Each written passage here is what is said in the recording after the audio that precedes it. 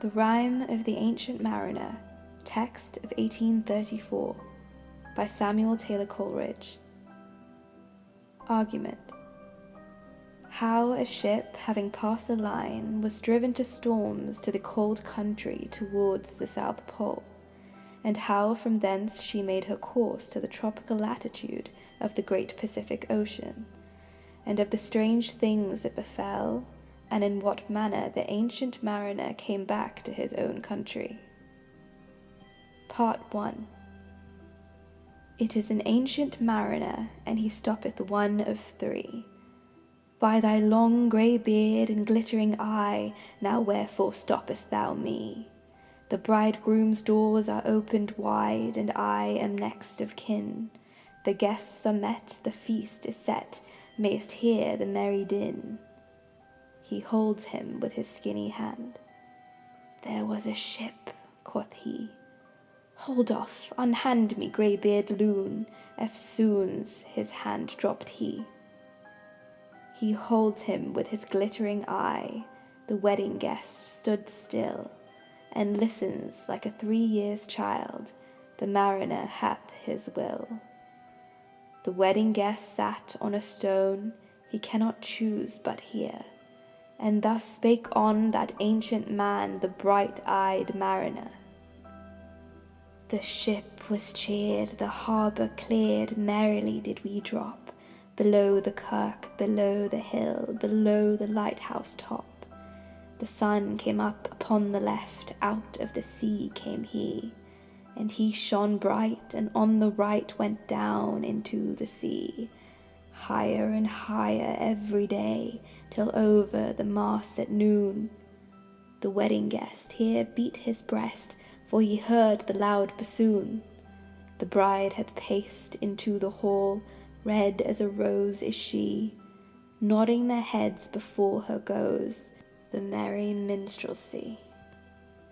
The wedding guest he beat his breast, yet he cannot choose but hear.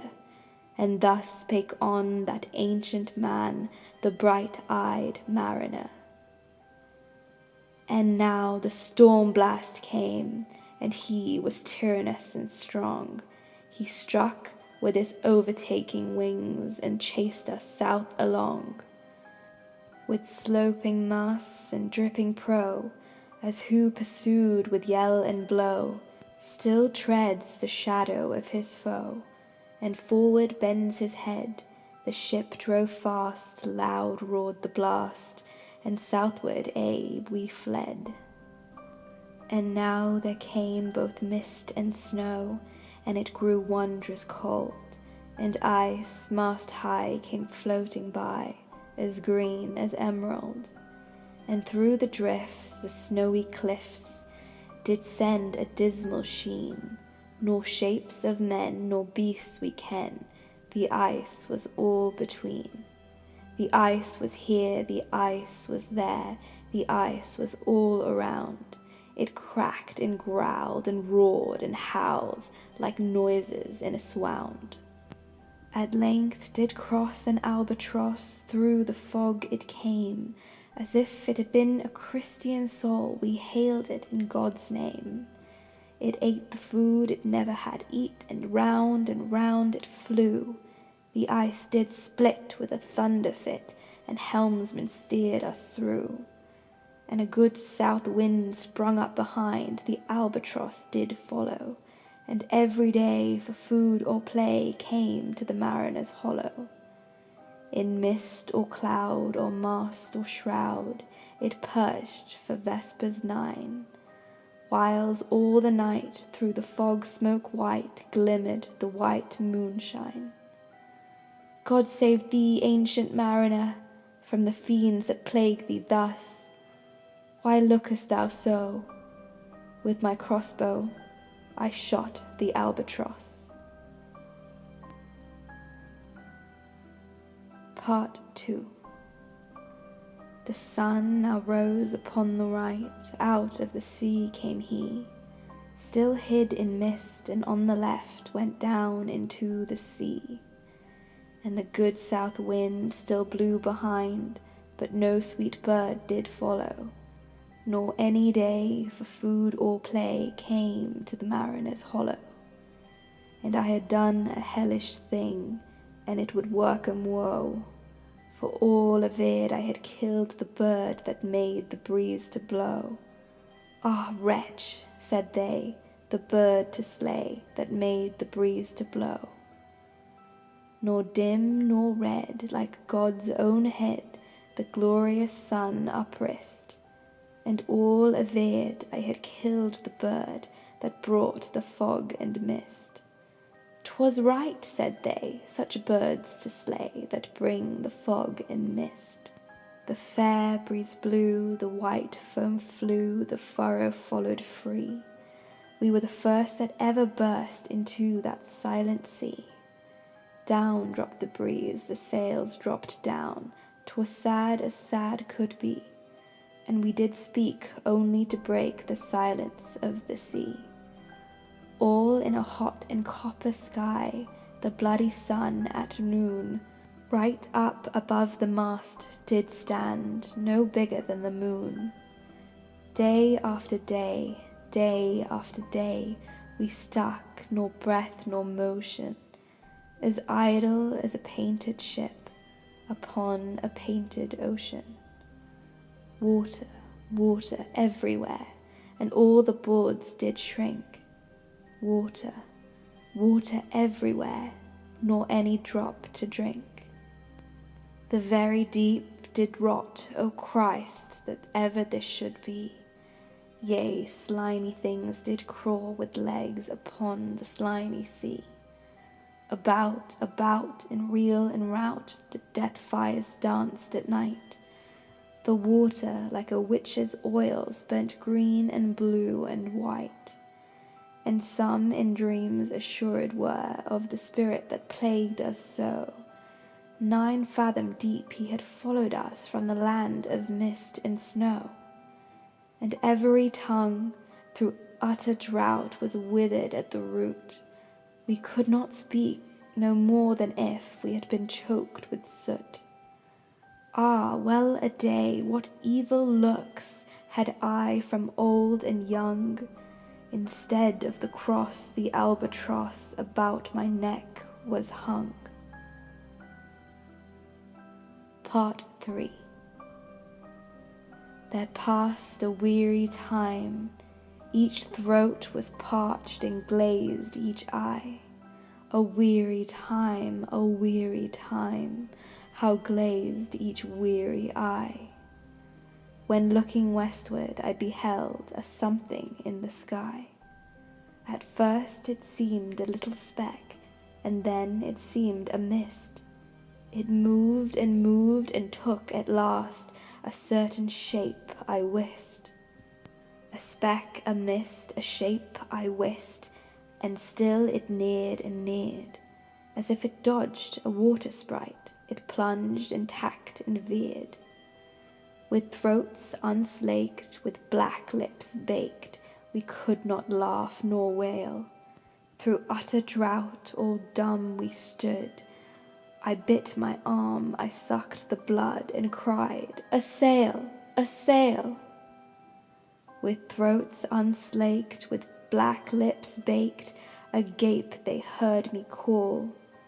Gramercy, they for joy did grin, and all at once their breath drew in, as they were drinking all. "See, see," I cried, "she tacks no more. Hither to work us weal, without a breeze, without a tide, she steadies with upright keel." The western wave was all aflame, the day was well nigh done. Almost upon the western wave rested the broad, bright sun, when that strange shape drove suddenly betwixt us and the sun. And straight the sun was flecked with bars. Heaven's mother sends us grace. As if through a dungeon grate he peered with broad and burning face. Alas, thought I, and my heart beat loud, how fast she nears and nears. Are those her sails that glance in the sun, like restless gossameres? Are those her ribs through which the sun did peer as through a gate? And is that woman all her crew? Is that a death? And are there two? Is death that woman's mate? Her lips were red, her looks were free, her locks were yellow as gold, her skin was as white as leprosy. The nightmare life in death was she, who thicks man's blood with cold. The naked hulk alongside came, and the twain were casting dice. "The game is done, I've won," quoth she, and whistles thrice. The sun's rim dips, the stars rush out, at one stride comes the dark, with far-heard whispers over the sea, off shot the spectre bark. We listened and looked sideways up, fear at my heart as at a cup my lifeblood seemed to sip. The stars were dim and thick the night, the steersman's face by his lamp gleamed white. From the sails the dew did drip, till clomb above the eastern bar the horned moon with one bright star within the nether tip. One by the star-dogged moon, too quick for groan or sigh, each turned his face with a ghastly pang, and cursed me with his eye. 4 times 50 living men, and I heard nor sigh nor groan. With heavy thump, a lifeless lump, they dropped down one by one. The souls did from their bodies fly, they fled to bliss or woe, and every soul it passed me by like the whiz of my crossbow. Part 4.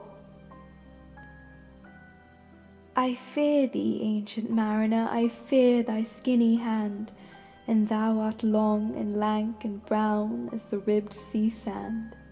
I fear thee and thy glittering eye, and thy skinny hand so brown.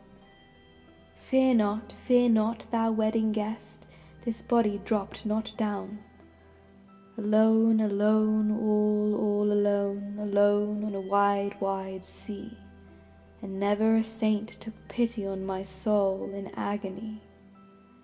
The many men, so beautiful, and they all dead did lie, and 1,000 slimy things lived on, and so did I. I looked upon the rotting sea and drew my eyes away. I looked upon the rotting deck, and there the dead men lay. I looked to heaven and tried to pray, but or ever a prayer had gushed, a wicked whisper came and made my heart as dry as dust. I closed my lids and kept them closed, and the balls like pulses beat. For the sky and the sea and the sea and the sky lay dead like a load on my weary eye, and the dead were at my feet. The cold sweat melted from their limbs, nor rot nor reek did they. The look with which they looked on me had never passed away. An orphan's curse would drag to hell a spirit from on high. But oh, more horrible than that is the curse in a dead man's eye. 7 days, 7 nights I saw that curse, and yet I could not die. The moving moon went up the sky and nowhere did abide. Softly she was going up, and a star or two beside. Her beams bemocked the sultry main like April hoar-frost spread. But where the ship's huge shadow lay, the charmed water burnt away a still and awful red. Beyond the shadow of the ship I watched the water snakes. They moved in tracks of shining white, and where they reared the elfish light fell off in hoary flakes. Within the shadow of the ship I watched their rich attire, blue, glossy green, and velvet black, They coiled and swam, and every track was a flash of golden fire. O happy living things, no tongue their beauty might declare. A spring of love gushed from my heart, and I blessed them unaware. Sure, my kind saint took pity on me, and I blessed them unaware. The self-same moment I could pray, and from my neck so free, the albatross fell off and sank like lead into the sea. Part 5. O sleep, it is a gentle thing, beloved from pole to pole. To Mary Queen the praise be given, she sent the gentle sleep from heaven that slid into my soul. The silly buckets on the deck that had so long remained, I dreamt that they were filled with dew, and when I awoke, it rained. My lips were wet, my throat was cold, my garments all were dank. Sure, I had drunken in my dreams, and still my body drank. I moved and could not feel my limbs. I was so light, almost. I thought that I had died in my sleep and was a blessed ghost. And soon I heard a roaring wind. It did not come anear, but with its sound it shook the sails that were so thin and sere. The upper air burst into life, and 100 fire flags sheen. To and fro they were hurried about, and to and fro and in and out the wan stars danced between. And the coming wind did roar more loud, and the sails did sigh like sedge, and the rain poured down from one black cloud. The moon was at its edge. The thick black cloud was cleft, and still the moon was at its side. Like waters shot from some high crag, the lightning fell with never a jag, a river steep and wide. The loud wind never reached the ship, yet now the ship moved on. Beneath the lightning and the moon, the dead men gave a groan. They groaned, they stirred, they all uprose, nor spake nor moved their eyes. It had been strange, even in a dream, to have seen those dead men rise. The helmsman steered, the ship moved on, yet never a breeze up blew. The mariners all 'gan work the ropes where they were wont to do. They raised their limbs like lifeless tools. We were a ghastly crew. The body of my brother's son stood by me, knee to knee. The body and I pulled at one rope, but he said naught to me. I fear thee, ancient mariner. Be calm, thou wedding guest. 'Twas not those souls that fled in pain which to their courses came again, but a troop of spirits blest. For when it dawned, they dropped their arms and clustered round the mast. Sweet sounds rose slowly through their mouths, and from their bodies passed. Around flew each sweet sound, then darted to the sun. Slowly the sounds came back again, now mixed, now one by one.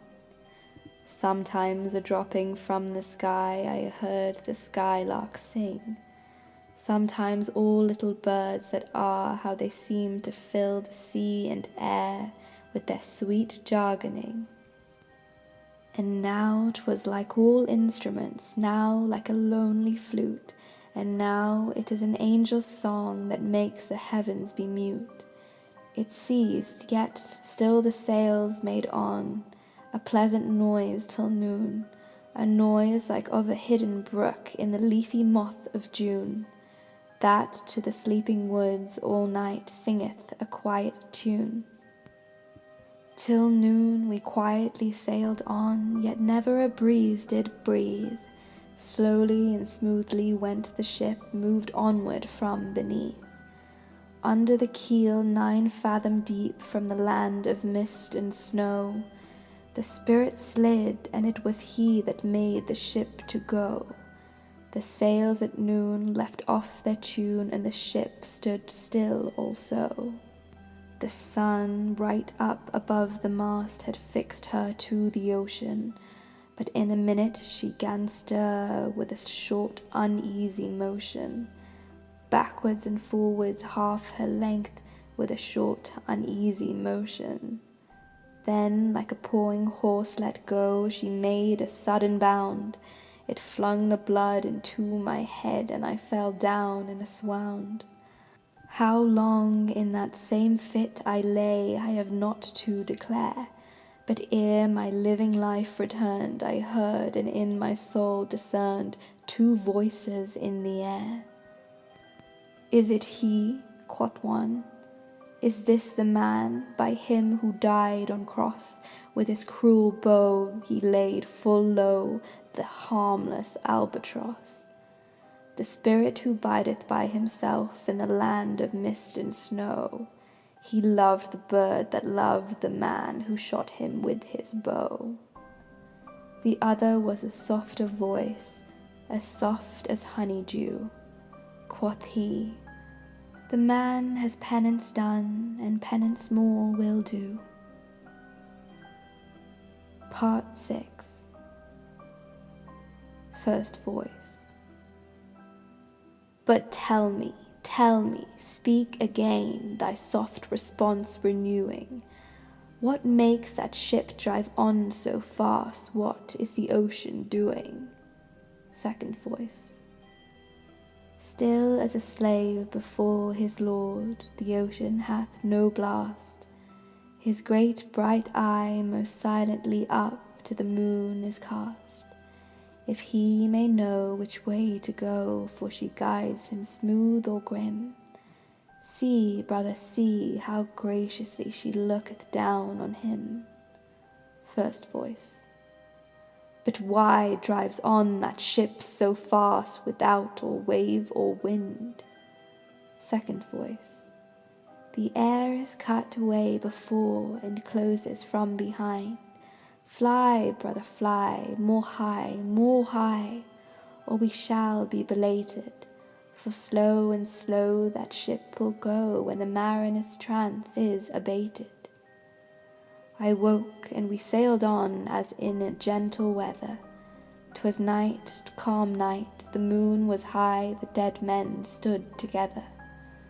All stood together on the deck for a charnel dungeon fitter. All fixed on me their stony eyes that in the moon did glitter.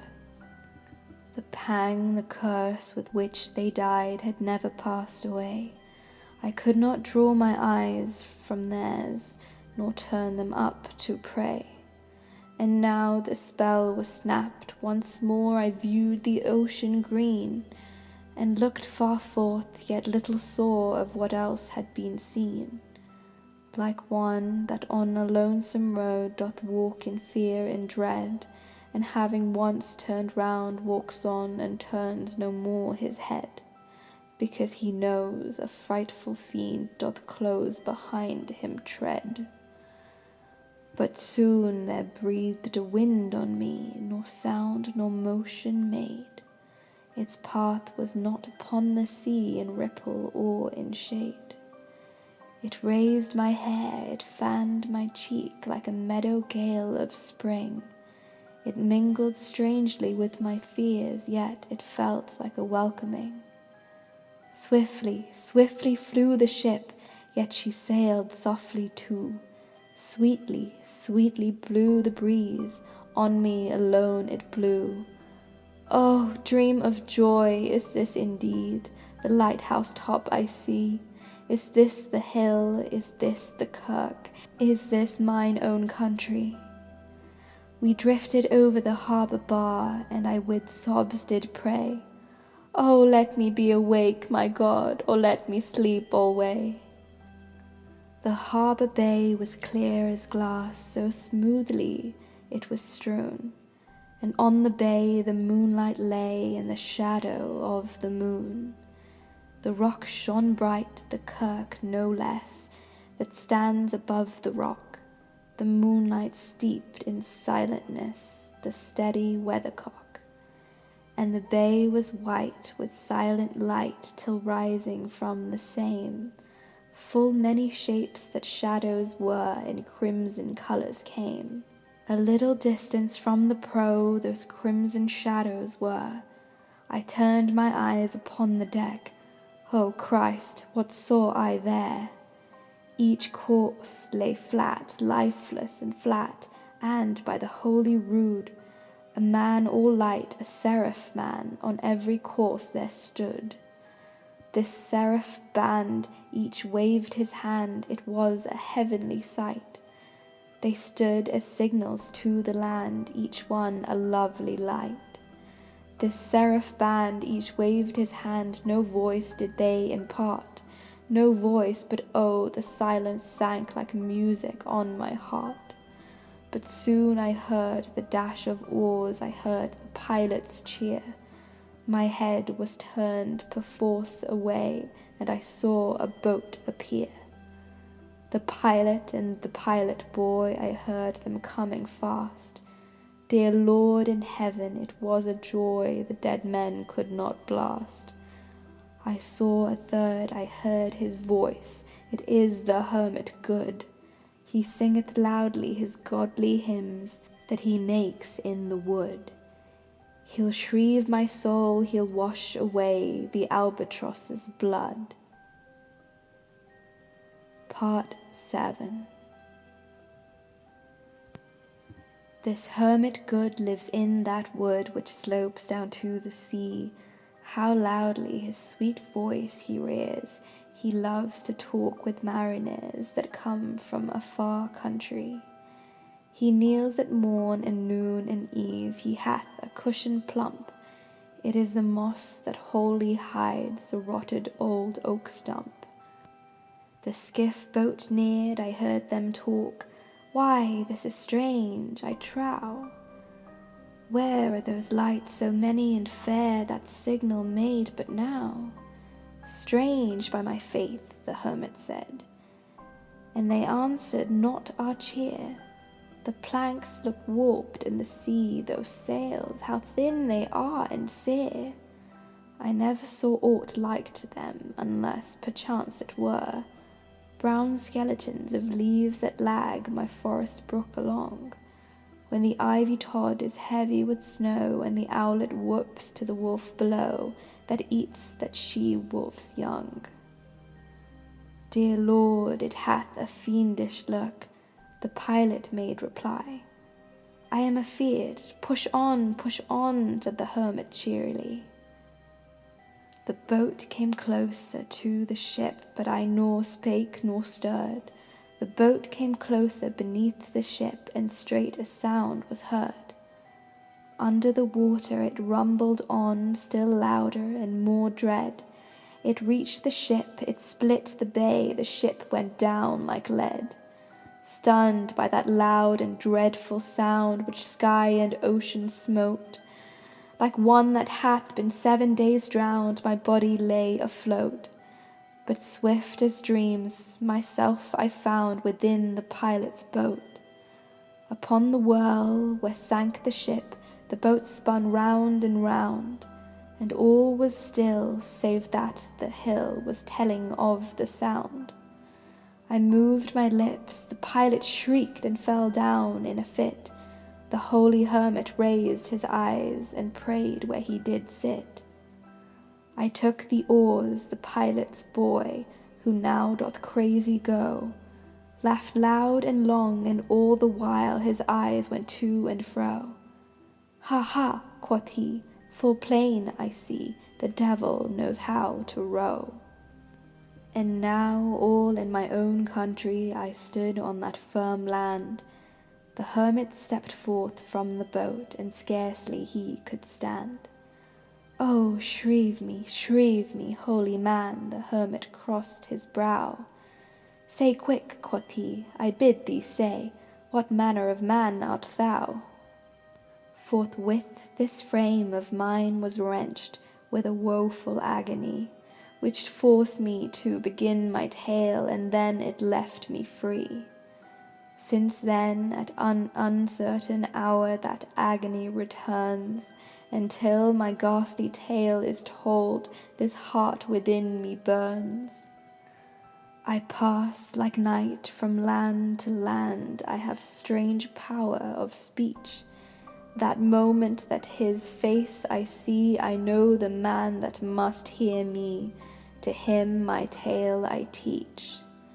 What loud uproar bursts from that door, the wedding guests are there, but in the garden bower the bride and bridesmaids singing are, and hark the little vesper bell, which biddeth me to prayer. O wedding guest, this soul hath been alone on a wide, wide sea, so lonely 'twas, that God himself scarce seemed there to be. Oh, sweeter than the marriage feast, 'tis sweeter far to me, to walk together to the kirk with a goodly company, to walk together to the kirk and all together pray, while each to his great Father bends, old men and babes and loving friends, and youths and maidens gay. Farewell, farewell, but this I tell to thee, thou wedding guest, he prayeth well who loveth well, both man and bird and beast. He prayeth best who loveth best all things both great and small. For the dear God who loveth us, he made and loveth all. The mariner whose eye is bright, whose beard with age is hoar, is gone, and now the wedding guest turned from the bridegroom's door. He went like one that hath been stunned, and is of sense forlorn. A sadder and a wiser man, he rose the morrow morn. End of poem.